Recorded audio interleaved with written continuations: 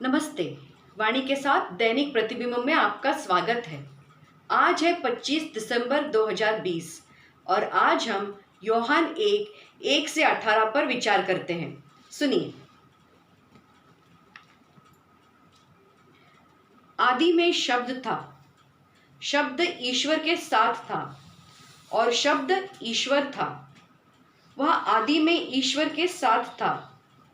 उनके द्वारा सब कुछ उत्पन्न हुआ और उसके बिना कुछ भी उत्पन्न नहीं हुआ।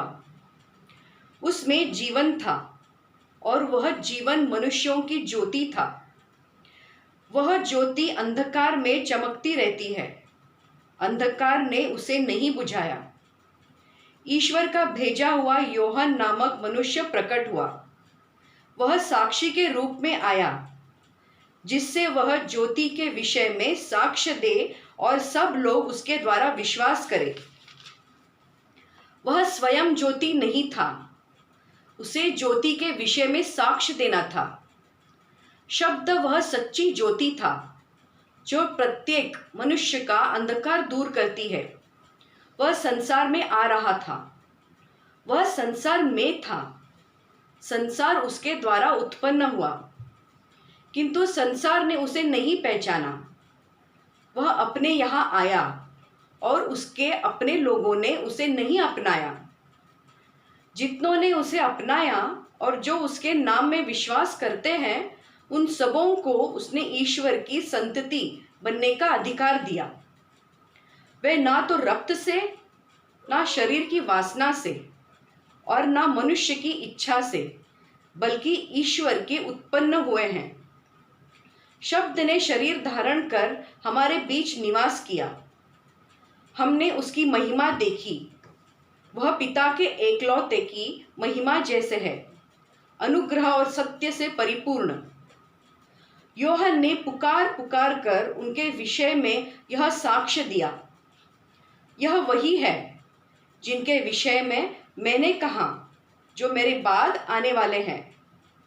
वह मुझसे बढ़कर है, क्योंकि वो मुझसे पहले विद्यमान थे। उनकी परिपूर्णता से हम सबों की अनुग्रह पर अनुग्रह मिला। संहिता तो मूसा द्वारा दी गई है, किंतु अनुग्रह और सत्य ईसा मसीह द्वारा मिला है। किसी ने कभी ईश्वर को नहीं देखा। पिता की गोद में रहने वाले एकलौते ईश्वर ने उसे प्रकट किया। यह प्रभु की वाणी है। आज क्रिसमस है और बहुत से ईसाइयों का घर रोशनी से जगमगा उठे हैं। हम ऐसे कर सकते हैं क्योंकि हमारे पास विद्युत है। दुनिया के अधिकांश देश इन दिनों पूरी तरह से विद्युतीकृत है और विकसित देशों में लोगों को विद्युत का महत्व नहीं है।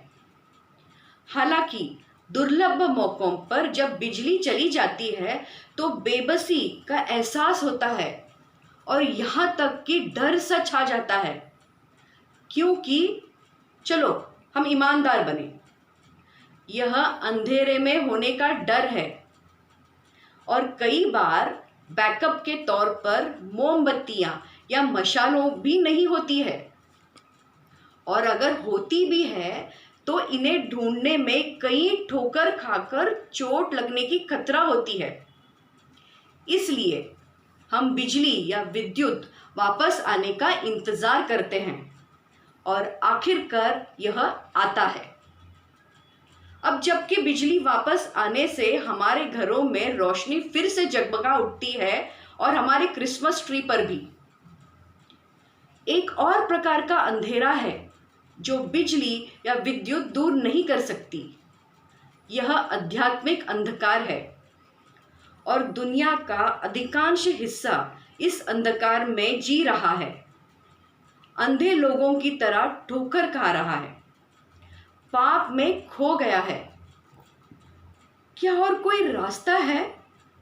हाँ, आज हम जो पढ़ते हैं उसमें हमारा जवाब है। परमेश्वर की ओर से भेजा गया एक आदमी था जिसका नाम जॉन था। वह साक्षी के रूप में ज्योति की गवाही देने आया ताकि सभी उसके माध्यम से विश्वास कर सके। वह स्वयं ज्योति नहीं था, लेकिन वह ज्योति की गवाही देने आया था। सच्चा ज्योत जो सभी को मंत्रमुग्ध करता है, वह दुनिया में आ रहा था। यीशु वह ज्योति है जो संसार में आया था। संसार की ज्योति मैं हूं, वह कहते हैं। वह बाद में घोषणा करेगा, जो कोई भी मेरा अनुसरण करेगा वह कभी भी अंधकार में भटकता नहीं रहेगा, उसे जीवन का ज्योति प्राप्त होगी। यूहन्ना 8:12 में देखें। वह एक मोमबत्ती की तरह है जिसे एक अंधेरी कारागृह में लाते ही रोशनी छा जाती है। वह अंधेरे से उजाले की ओर रास्ता बनाने का वादा करता है, कैद से स्वतंत्रता की ओर। हमें बस उनका पालन करना है। अजीब बात है, हम में से कुछ लोग हैं जो कैद में रहना पसंद करते हैं और अंधेरे में सीमित रहना। हालांकि जो लोग यीशु का अनुसरण करते हैं उनके पास अब जीवन की ज्योति है, और हमें अंधकार में जो लोग हैं उनके लिए ज्योति बनना है। यीशु ने कहा, आप संसार के ज्योति हैं। हालांकि उसके विपरीत हमारे पास अपना खुद का कोई ज्योति नहीं है।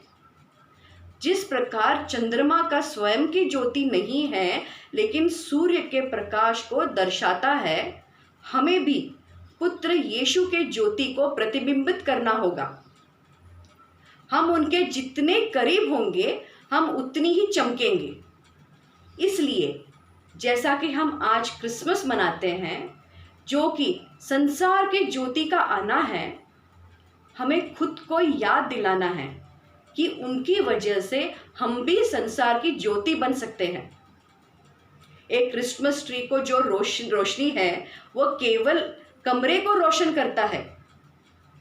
हमें संसार को रोशन करने वाली रोशनी बनना है, और उम्मीद है यह संसार जीवन की ज्योति के लिए तैयार होगी। आपको एक प्रकाशमय और आशीर्वाद से परिपूर्ण क्रिसमस की शुभकामनाएं। यीशु का प्रेम और शांति आपके साथ बना रहे। नमस्ते।